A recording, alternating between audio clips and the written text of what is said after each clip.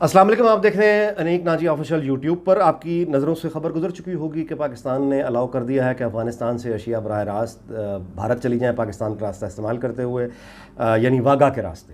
اب یعنی وہ تورخم سے آئیں گے پاکستان، اور اس کے بعد یہاں سے ہوتے ہوئے لاہور سے واگا سے وہ ظاہر دیکھنے کو یہ خبر معمولی ہے، لیکن میں آپ کو تھوڑا سا گزارش کر دوں کہ اس کے پیچھے یعنی جس طرح پاکستان، مجھے اس ٹریڈ پر اعتراض نہیں ہے، یہ تو بہت پہلی یعنی سالہ سال کی یہ تو خواب ہے کہ ٹریڈ ہماری اوپن ہو اور ہمارے تعلقات اچھے ہوں اور ہمارے جو ہم کمپیٹ کریں وہ اسلحے میں نہیں بلکہ کاروبار میں، ترقی میں، خوشحالی میں کمپیٹ کریں. یہ اصولی طور پر بات ٹھیک ہے، لیکن میں اتنا ضرور آپ کو یاد دلا دوں کہ یہ اتنا ہیوملیٹنگ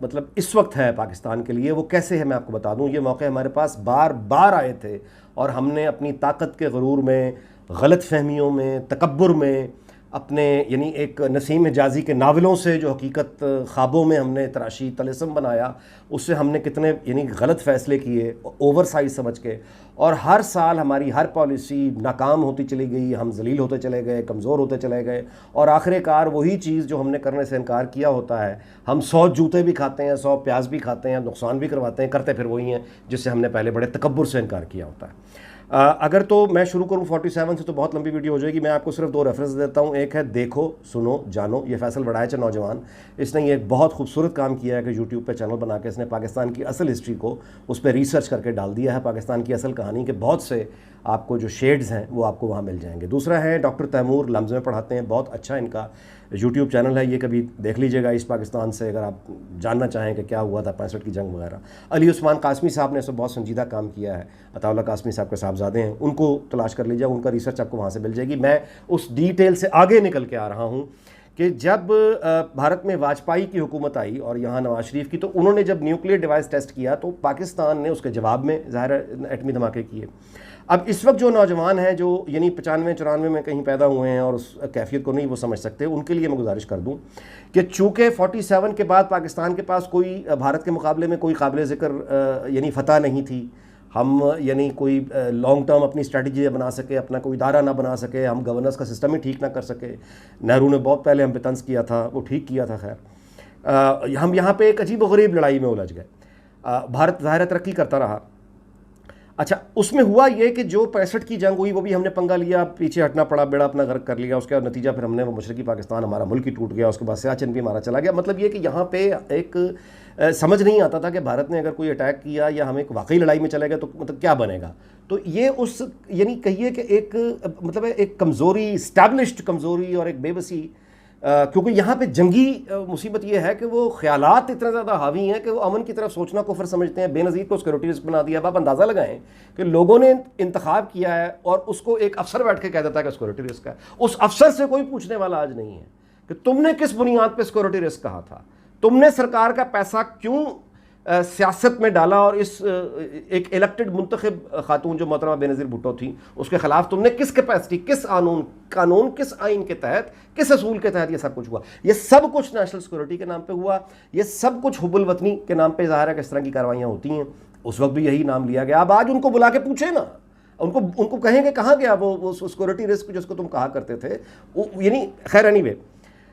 تو جب یہاں پہ پاکستان نے وہ نیوکلیئر ٹیسٹ کیا تو صورتحال یہاں یہ تھی کہ پہلی مرتبہ قیام پاکستان کے بعد، یعنی 47 سے 97 50 سال ہو گئے، تو یہ گولڈن جوبلی کا ٹائم تھا. یعنی اب اس وقت 50 سال کے بعد وہاں بھی نیوکلیئر ٹیسٹ ہو گیا، یہاں بھی ہو گیا. نتیجہ اس کا یہ نکلا کہ پہلی مرتبہ بھارت کے اندر یہ سوچ آ گئی کہ پاکستان کے پاس واقعی ایٹم بم ہے، اب ہم پیرٹی پہ آ گئے. یعنی یہ بہت امپورٹنٹ ہے، اس کو سمجھیں کہ 47 سے 28 مئی جب تک یہ مطلب نیوکلیئر ٹیسٹ پاکستان نے ٹیسٹ نہیں کیے، اس سے پہلے واقعی خود بھارت میں اور خود پاکستان میں یہ چیز بالکل طے تھی کہ جنگ ہوئی تو ہم نے ہارنا ہے، انہوں نے جیتنا ہے. نیوکلیئر جب ہوا تو پہلی مرتبہ بھارت میں یہ سوچ آ گئی کہ یہ تو پاکستان نیوکلیئر کے بعد تو برابری پہ آ گیا ہے. اب ادھر 100 کروڑ کے قریب لوگ، ہم اس وقت تو 14 یا 15 کروڑ تھے، تو مطلب یہ پہلی بار ایک پیرٹی آ گئی. ہماری بدنصیبی بھی دیکھیے کہ وہ خوشی ہمیں چند مہینے بھی نصیب نہ ہوئی اور کارگل ہو گیا. اچھا کارگل سے پہلے بھارتی وزیر اعظم جو واجپائی تھا وہ بھی انتہا پسند. وہ یہاں پہ یعنی نیوکلیئر ٹیسٹ کے بعد جو بھارت میں ہوا بدلی، میں آپ کو اس کا ثبوت دے رہا ہوں کہ وہ بس میں بیٹھ کے فلمی اداکاروں کو لے کے پورا ایک طائفہ بنا کے ڈھول کے ساتھ ناچتا گاتا پورا بھارتی میڈیا، پاکستانی میڈیا فوکس اور واجپائی چلتا ہوا. واگا آیا اور واگا ہونے کے مطلب اس کے ساتھ ایک ڈھول بجانے والے اور مطلب بڑا ایک وہ کہ میں پاکستان جا رہا ہوں، اور مطلب ایک عجیب فضا تھی بھارت میں اس وقت۔ یہاں بھی ظاہر ہے خیر سگالی تھی کیونکہ ہمیں کانفیڈنس آ چکا تھا کہ ہم ایٹم بم بنا چکے ہیں۔ تو وہ یہاں آیا، نواز شریف وزیر اعظم تھے، اس کو ریسیو کیا اور کہا کہ مطلب آپ آئیے ایک رات رہ کے جائیے۔ گورنر ہاؤس میں لاہور میں اس نے تقریر کی، اور مجھے یاد ہے بڑی خوبصورت تقریر اس نے کی، کل آیا تھا آج جا رہا ہوں، دنیا اسی کو کہتے ہیں، خوبصورت تقریر اس نے کی۔ اور اس کے بعد مینار پاکستان وہ گیا، وہاں جا کے اس نے کہا کہ پاکستان کے لیے اس نے جو کتاب میں نیک خواہشات کا اظہار کیا، اور یہ کہا اپنی تقریر میں بھی کہا کہ مجھے معلوم ہے کہ میں بھارت جاؤں گا واپس تو مجھ سے وہ لوگ وہاں پہ سوال کریں گے کہ تم نے پاکستان کے قیام پہ اپنی مہر لگا دی، جو تم مینار پاکستان جا کے یہ سٹیمپ لگا کے نیک خواہشات کا اظہار پاکستان کے لیے کر کے آئے ہو، اور میں ان لوگوں کو بتاؤں گا واپس جا کے کہ پاکستان کو بھارت کی مہر کی ضرورت نہیں ہے، پاکستان اپنی مہروں پر چلتا ہے۔ اور بڑی کلیپ ہوئی اس بات پہ۔ یہ تھے وہ یعنی بھارت کے جانب، یعنی یہ کہنے کی ہمت بھارتی وزیر اعظم میں پیدا ہو گئی جو کانگریس کا نہیں، خود ایک انتہا پسند اسی جماعت کا، بی جے پی کا تھا۔ خیر یہاں پہ جب وہ ہو رہا تھا تو یہاں پہ جماعت اسلامی ہو یا باقی ہمارے ملا بھائی دوسرے، اور پھر خود مجید نظامی مرحوم اس زمانے میں زندہ تھے، اور وہ نوائے وقت، اور سارے کا سارا ایک یہاں کمپین چل رہی تھی، کشمیر کو بیچ دیا، کشمیر کو بیچ دیا، کشمیر کو بیچ دیا، کشمیر کو بیچ دیا، یہ واجپئی یہاں پہ آیا تو کیوں آیا، اور یہ دوستی کی بات بھی ہو رہی ہے تو کیوں ہو رہی ہے، تجارت کی بات کیوں ہو رہی ہے، پیسے کی بات کیوں ہو رہی ہے۔ خیر کارگل ہو گیا۔ اب جب کارگل ہو گیا تو وہ جو بھارت کے اندر خوف تھا پاکستانی ایٹم بم کا، وہ جب ان پر آفت آئی تو ظاہر ہے وہ پھر انہوں نے کہا کہ ٹھیک ہے پھر جو ہوگا دیکھی جائے گی۔ انہوں نے جب جواب دیا اپنی ایئر فورس کے ساتھ تو ظاہر ہے کہ ہمارا تو پرانا کام ہے بھاگنا، بھاگے، ایسا بھاگے کہ ہم نے ان ماننے سے انکار کر دیا کہ ان لوگوں سے ہمارا کوئی تعلق ہے جو بھارتی فوج سے لڑ رہے ہیں، ایسا بھاگے۔ اور خود وزیر اعظم پاکستان کے پھر گئے، یعنی بل کلنٹن سے ملنے کے لیے جا کے ملے، اور پھر مل کر واپس آئے۔ پھر یہاں پی ٹی وی پہ ایک تقریر ہوئی جس میں انہوں نے کہا کہ میں اپیل کرتا ہوں، پھر وہ واپس آ گئے۔ اس کا نقصان کارگل کا باقی تو خیر جو ہونا تھا ہوا، سب سے بڑا نقصان یہ ہوا کہ پاکستان کی ایٹم بم کا جو ایک مطلب ایک دیکھیں نا، ایک یہ ایک بنیادی طور پہ ایک بیلون ہی ہوتا ہے نا، یعنی کہ بھئی یہ اگر آپ نے ہم سے ایک انتہا سے آگے بڑھے تو ہم یہاں بھی جا سکتے ہیں۔ تو جب ہم نے کارگل پہ اٹیک کر دیا، وہاں سے جواب آیا، ہم نے دوڑ لگا دی، تو وہ جو ایٹم بم کا خوف تھا یا ایٹم بم کا ایک وہ جو غبارہ تھا وہ پھٹ گیا۔ اب وہ واپس صورتحال پیدا ہو گئی، وہی 5 گنا بڑا انڈیا، وہی 5 گنا چھوٹے ہم، یعنی وہ 47 سے لے کے 98 تک ہم جس پوزیشن میں تھے، صرف چند مہینے بعد ہم دوبارہ اس پوزیشن میں آ چکے تھے۔ اور پرویز مشرف یعنی جس نے 12 اکتوبر کو قبضہ کیا، اس کی 17 اکتوبر کی تقریر آپ نکال کے سنیں جس میں اس نے 7 نکاتی ایجنڈے کا اعلان کیا تھا۔ اس تقریر میں پرویز مشرف نے کہا تھا آئی ویلکم مسٹر واجپئی کہ وہ آ گئے ہیں۔ یعنی مجھے یہ سمجھ نہیں آتا کہ یہی کوئی عوام کا منتخب لیڈر بھارت سے اگر دوستی کی بات کرتا ہے وہ تو غدار ہے، لیکن یہ محبان وطن جب آتے ہیں ڈنڈے سے تو سب سے پہلے پھر یہ انڈیا کی طرف ہی کیوں بھاگتے ہیں؟ یعنی یہ ایک آپ سوچئے نا۔ اچھا اس کے بعد چلیں فاسٹ فارورڈ کرتے ہیں، آگے آتے ہیں، یعنی ممبئی میں وہ پارلیمنٹ پہ اٹیک ہوا، اس سے بھی نکلیں، پھر آگرہ گئے مشرف صاحب، اس سے بھی نکلیں، پھر ممبئی پہ دوسرا اٹیک ہو گیا، اس سے بھی نکلیں، میں اس سے آگے آ رہا ہوں۔ اس کے بعد نواز شریف اب پھر آ گئے۔ اس دفعہ کیا ہوا کہ نریندر مودی جو ہے وہ ظاہر ہے کہ وہ اس طرح کا، یعنی اس کے لفظ میں انہیں استعمال کرنا چاہیے کہ ایک میکاولی، یعنی ایک میکاولین کا ایک وہ اس طرح کا پولیٹیشین ہے کہ جو آدمی جو اپنی ماں سے نہ ملتا ہو ساری زندگی، جس نے اپنی بیوی کو چھوڑ دیا، جس کو اولاد کا کوئی مطلب ہے، کہ وہ ایک اس طرح کا آدمی ہے کہ وہ بالکل طاقت کے لیے وہ کچھ بھی کر سکتا ہے، وہ لاکھوں انسانوں کو مار سکتا ہے، وہ ہٹلر ٹائپ آدمی ہے۔ آپ مطلب مزید میں کیا تعارف کراؤں آپ جانتے ہیں۔ لیکن اس طرح کے جو لوگ ہوتے ہیں پاگل، یا آپ یوں کہیں یونیپولر یا بائی پولر قسم کے جو لوگ ہوتے ہیں، یہ لوگ اگر امن کی طرف چل پڑیں اور دوستی کی طرف چل پڑیں تو یہاں بھی غیر معمولی یعنی انتہاؤں پہ چلے جاتے ہیں۔ اور اس نے پاکستان کے ساتھ یہ انتخاب اس نے شروعات کی جب نواز شریف اس کی حلف برداری کی تقریر میں یعنی یہاں مخالفت کے باوجود بھارت گئے اور جا کے اس سے ایک دانہ وہ ڈال کے آگئے دوستی کا، جس کا جواب دینے مودی پھر یہاں آیا۔ وہ بیسیکلی یہ ٹیسٹ کرنے آیا تھا کہ نواز شریف کے پاس اتنا دم بھی ہے یا نہیں، یہ آ تو گیا میرے حلف میں، لیکن اس کے پاس اتنا دم ہے، یہ اس قابل ہے کہ یہ میرا آنا برداشت کر سکے اور پاکستان سے واقعی کوئی میننگ فل بات ہم کر سکیں یا نہ کر سکیں۔ وہ آ گیا، اور آپ اس کی چال دیکھیں وہ کتنا کامیاب سیاستدان ہے کہ اس نے آ کے یہاں پہ ایگزیکٹلی اسی جگہ چوٹ لگائی۔ حالانکہ یہاں پہ نواز شریف نے پہلے میں یہ کہا تھا کہ ہم تو اپنی فیملی کے خاندان، میری نواسی کی شادی ہے، میں بزی ہوں، میں اسلام آباد میں نہیں ہوں گا۔ اس پر اس کا جواب دوبارہ اصرار کے ساتھ آیا کہ میں لاہور آنا چاہتا ہوں اور میں آپ کے خاندان کی اس خوشی میں شریک ہونا چاہتا ہوں، بتائیے اس کا کیا جواب ہو سکتا ہے؟ تو پھر وہ یہاں آیا، لیکن وہ ہمیں اچھا نہیں لگا۔ ہمارے یہاں پھر وہی، یعنی آپ دیکھ لیجئے کرائے کے وہ چہرے اور وہ سارے کے سارے کرائے کے لوگ اور وہ سارے ہمارے ملا بھائی اور وہ سارے کے سارے جو ایک دم کھڑے ہو گئے، غدار اور مودی کا یار نواز شریف، اور یہ وہ سب شروع ہو گیا۔ چلیں جی ٹھیک ہے، نواز شریف تو غدار تھا، چلا گیا نواز شریف، مودی واپس چلا گیا۔ اب تو آ کے بیٹھے ہیں نا محب وطن،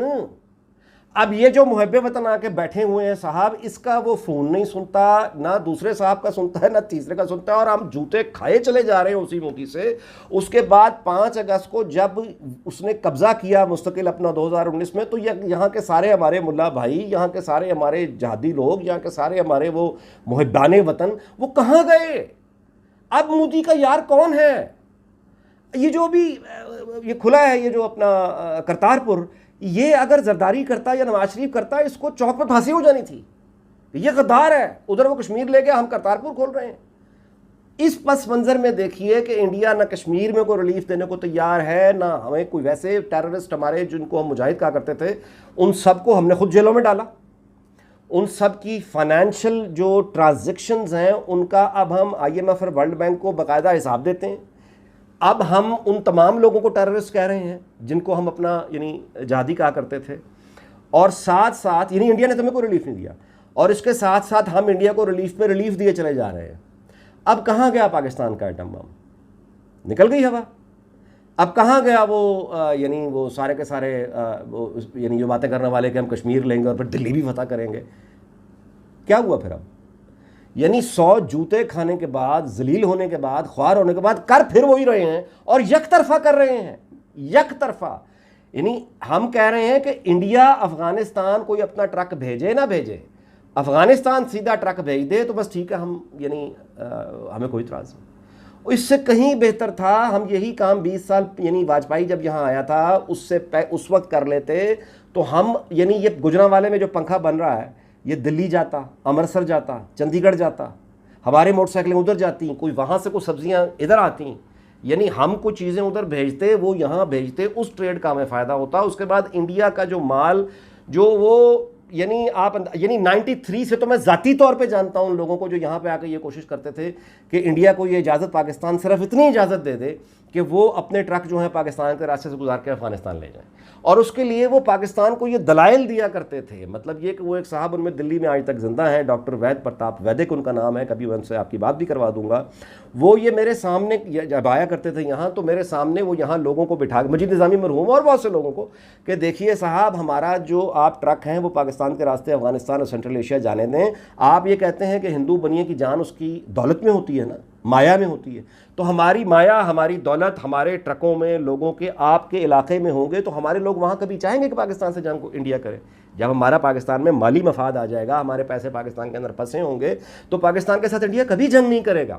آپ یہ ٹریڈ شروع کر دیں، ہمیں راستے کھول دیں اور ہم سے پیسہ لیں، اور ہماری وہ جو مال ہے وہ بھی آپ کے پاس ہوگا، اور اس کے بعد پھر کشمیر میں آپ کو آٹومیٹکلی ریلیف ملے گا۔ یہ تھا جو ہمیں بڑا برا لگتا تھا۔ اور جنرل امیل گود مرحوم اور ان کے ساتھ کے سارے جو اکابر تھے، یہ محترمہ بے نظیر بھٹو ہوں یا نواز شریف ہوں، سیکورٹی رسک بھارتی ایجنٹ، سیکورٹی رسک بھارتی، ملا بھائی ہمارے ساتھ جہادی، آج وہ سارے جہادی ملا ہمارے جتنے وہ ہم نے خود ہی اندر کیا ہوا ہے تسلیم کر کے کہ ٹیررسٹ ہیں، ہم نے ان کی فائنینشیل ٹرانزیکشن۔ اب یہ سب کچھ کرنے کے بعد جو ہم نے یہاں پہ اپنے لوگوں کے خلاف کیا کہ یہ بھارت کا ایجنٹ ہے، یہ بھارت کا ایجنٹ ہے، ان کو تو نشان عبرت بنا دیا۔ اب یہ جو محبان وطن آ کے بیٹھے ہیں، ان کی کارکردگی آپ نے دیکھ لی۔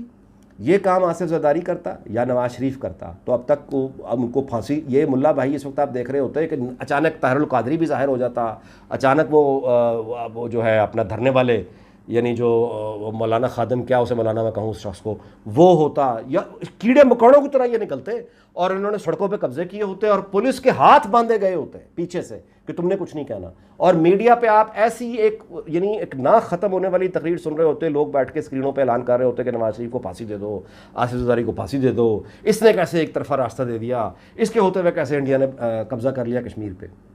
تو اس کا مطلب یہ ہے کہ جب تک ہمارے اوپر یہ سائے موجود ہیں جو کسی کو جواب دہ نہیں، جن کو کوئی ان کا کوئی انتخاب نہیں کرتا ان کا کہ یہ جا کے یہ قومی فیصلے کریں، وہ لوگ یہ فیصلے کرتے ہیں، زبردستی کرواتے ہیں، فیصلے جبرن کرتے ہیں، نیشنل سیکورٹی اور پاکستان حب الوطنی کے نام پہ ڈنڈے سے یہ فیصلے افسر کرواتے ہیں، اور وہ افسر ریٹائر ہو کے چلے جاتے ہیں۔ یعنی ان افسروں کو بعد میں کوئی یہ بھی نہیں پوچھ سکتا کہ آپ کی جو کیلکولیشن تھی وہ غلط ثابت ہو گئی، پاکستان کو اس کا یہ خمیازہ بھگتنا پڑا، آپ کی یہ کیلکولیشن غلط ہوئی، پاکستان کو اتنا نقصان ہوا، پاکستان کا وقت ضائع ہوا، پاکستان کی بے عزتی ہوئی، پاکستان کے وہ تمام قیمتی وقت، یعنی 20-22 سال اگر اس وقت ہم یہ ڈسپیوٹ اپنے ریزالو انڈیا سے کر لیتے، اس وقت انڈیا کے پاس اتنی طاقت نہیں تھی، اکانومی کا سائز انڈیا کا وہ نہیں تھا جو 2020 میں ہے، 1999 میں نہیں تھا،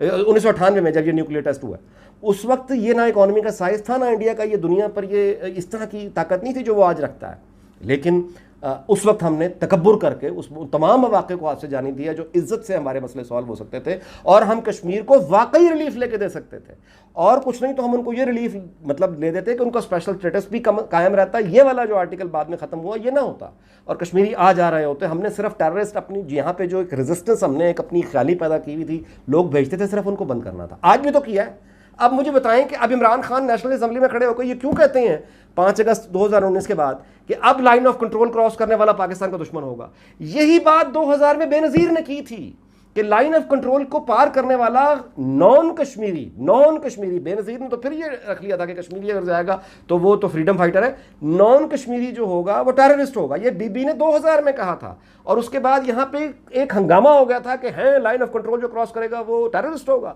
بی بی نے بیچ دیا کشمیر، بے نظیر نے بیچ دیا کشمیر، یہ دیکھیں جی ہم تو دلی بھی فتح کریں گے، کشمیر بھی۔ آج وہ سارے لوگ کہاں ہیں؟ اپنے دائیں بائیں لوگوں کو دیکھیں، زندہ ہیں، موجود ہیں، اور وہ سارے کے سارے لوگ آپ کو چپ ملیں گے، خاموش ملیں گے، وہی سارے لوگ آج آپ کو بتائیں گے کہ کیوں بھارت کے ساتھ پاکستان کی دوستی ضروری ہے، یہی لوگ آپ کو بتائیں گے کہ کیوں یعنی لائن آف کنٹرول کراس کرنا اس وقت، وہ تو دراصل پاکستان کا دشمن ہے، یعنی بھارت سے جواب لینا یا وہاں پہ کچھ یعنی حرکت کشمیر میں کرنا، یہ دراصل پاکستان پہ حملہ ہے، یہ دراصل پاکستان سے غداری ہے، آج وہی کام پاکستان سے غداری ہے، 2000 میں جو بے نظیر کہہ رہی تھی، 20 سال کے بعد وہی کہہ رہے ہیں کہ یہ غداری ہے۔ تو اس کا مطلب یہ ہے کہ آپ کا فرض ہے، یہ میں یہ نہیں کہہ رہا کہ غصے میں آئیں یا ڈپریشن میں چلے جائیں، ٹھیک ہے تاریخ میں بلنڈرز ہوتے ہیں، لیکن آگے نکلنے کے راستے اس سے صرف یہ سیکھیں جو میں اور آپ کر سکتے ہیں کہ ان تمام لوگوں کو پہچانیں جو روایتی بھارت کے یعنی جعلی دشمن ہیں، یہ جعلی لوگ ہیں جو حب الوطنی کے نعرے لگانے والے، سڑکوں پہ آ کے بند کرنے والے، دھرنے دینے والے، تقریریں کرنے والے، یہ جعلی لوگ ہیں، ان کا کوئی سروکار پاکستان سے نہیں ہے، یہ آپ کو بیوقوف بناتے ہیں، اسکرینوں پہ بیٹھ کے یہ جھوٹ بولتے ہیں، اور حقیقت کی دنیا سے بڑی مختلف ہے۔ حقیقت میں اب آپ دیکھ لیں کہ پاکستان نے آخر کار وہی کام کیا اور بغیر کسی ریوارڈ کے کیا، ہماری کوئی اپریسیشن، کوئی ایڈمریشن نہیں ہے، ریٹرن میں انڈیا نے ہمیں ٹکا بھی نہیں دیا، کشمیر پہ وہ قبضہ کر گیا اور ہم ہاتھ جوڑ کے کھڑے ہیں، اور اب سوچیں صرف یہ کہ اس دائرے کے سفر سے کبھی نکلنا ہے یا یہیں رہنا ہے۔ ذاتی طور پہ جہاں تک میں چونکہ نا امیدی کفر ہے، مایوسی کفر ہے، نا امیدی تو نہیں کرنی چاہیے، لیکن امید بھی، فضول کی امیدیں لگانا اس سے بھی بڑی فضول چیز اور کوئی نہیں ہے۔ آپ یعنی خوابوں پر امیدیں نہیں لگا سکتے، کچھ کرنا پڑتا ہے۔ تو اگر یعنی پاکستان کی حاکمیت اور پاکستان کی عزت ایک ہی راستے میں بحال ہو سکتی ہے، وہ ہے میرٹ، آئین اور قانون کی حکمرانی اور میرٹ کا نظام، اور اس کا مطلب یہ ہے کہ سول اور فوجی دونوں یہ بیٹھ کر طے کریں کہ جو کانسٹیٹیوشن جس طرح کا ہے اس پر ہی چلنا ہے، لوگ جس کو منتخب کریں حکومت اس کی بنے گی، وہ 5 سال پورا کرے گی، فوج یا دوسرے کسی ادارے کو سیاست میں آنے کا، عدلیہ کو بھی سیاست میں آنے کا یعنی ان کا دائرہ نہیں ہے۔ سول حکومت کا کام نہیں ہے کہ وہ جوڈیشری کے معاملات میں جائے یا فوجی معاملات میں جائے، اسی طرح سے ان کا بھی فرض ہے کہ وہ اگر ہم ایک دوسرے کا باہمی احترام کرنا شروع کر دیں اور بلا وجہ کے شک اور بلا وجہ کی سیاست، یعنی اس میں جو زہر والی سیاست، غداری والی سیاست اگر چھوڑ دیں گے، جب بھی چھوڑ دیں گے ہم ناکام ہو گئے، ہماری اپنی اگلی نسلیں کر لیں گی، تو ممکن ہے پاکستان کی کوئی عزت بحال ہو جائے۔ بڑے بڑے ملک ہوئے ہیں، ورنہ ہمارے سامنے ایتھوپیا بھی ہم سے آگے چلا گیا جس نے ابھی پاکستانی پائلٹس کو بین کیا ہے، چاڈ بھی ہم سے آگے چلا گیا، کل کو ممکن افغانستان بھی ہم سے آگے چلا جائے۔ بس یہی کہہ سکتا ہوں۔ آج کی ویڈیو میں اتنا، انشاءاللہ پھر ملاقات ہوگی۔ دیکھتے رہیے انیک ناجی آفیشیل یوٹیوب پر۔